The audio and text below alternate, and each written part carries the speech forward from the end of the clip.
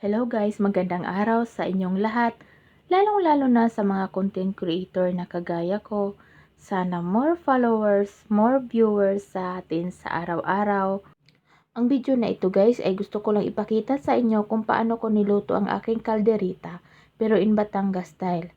Kaya gusto nyo malaman kung paano ko ito niluto, tapusin nyo yung video ko hanggang sa dulo. Ang kalderita ay isa sa pinakapaborito nating mga Pinoy. Kaya ang mga Pinoy ay magaling magluto ng kalderita. Pero iba-iba tayo ng paraan kung paano ito lutuin. Kaya ano pang inaantay natin guys? Tara, simulan na nating magluto.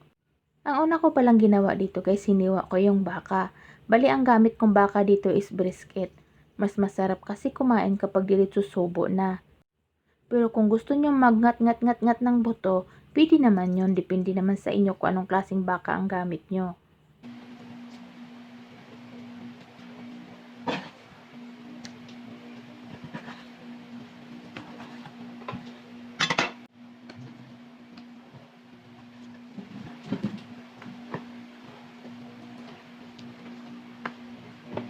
Pagkatapos kong hiwain guys, di ko alam bakit naputol yung video. Pero tinamplahan ko siya ng soy sauce at saka yung leperins. Nagdagdag din ako ng paprika powder, onion powder, garlic powder, at saka ginger powder. Naputol lang talaga yung video ko guys, di ko alam kung bakit siya naputol. Pagkatapos ibabad lang natin siya ng mga 30 minutes. After 30 minutes, nagisa na ako ng sibuyas. Sinunod ko yung marinated nating baka.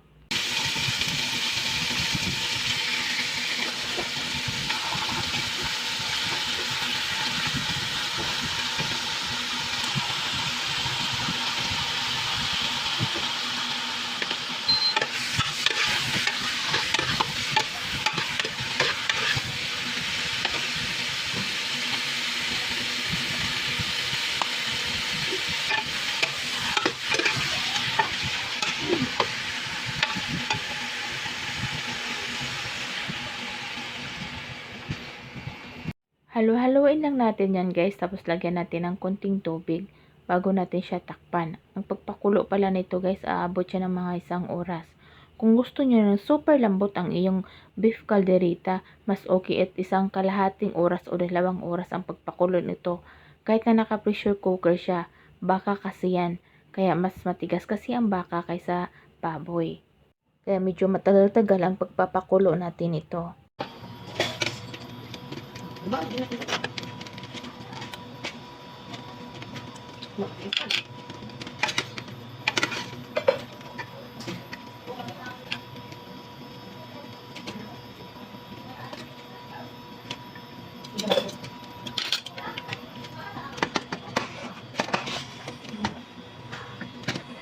Kapag sa tingin mo na super lambot na yung baka, isunod na natin yung patatas at saka carrots. Tapos naglagay din pala ako ng isang beef cube. Kapag medyo malambot-lambot ng ating patatas, isunod naman natin yung liver spread.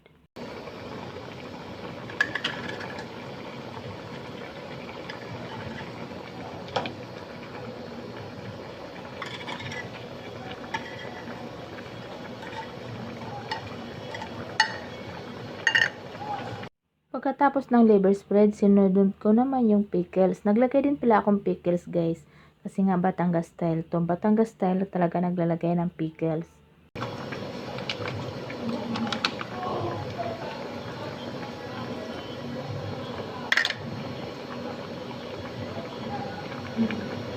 Next naman is green peas.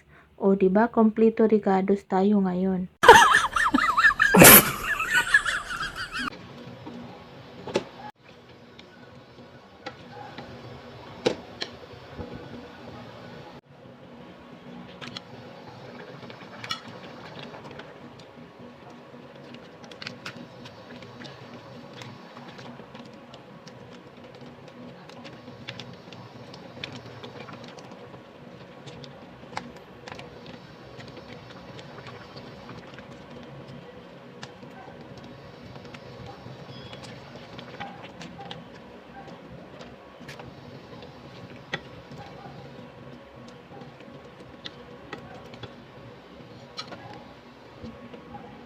Para mas lalong bumango ang ating beef calderita, naglagay din pala ako ng butter.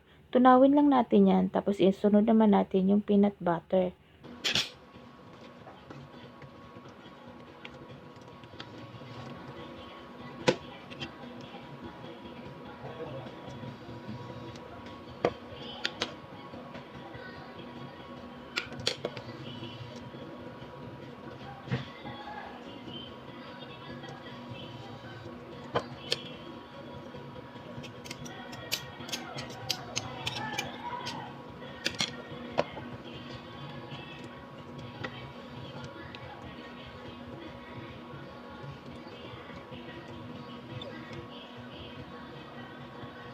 Yung luto na nga ang ating beef calderita, guys, naglagay ako ng cheese.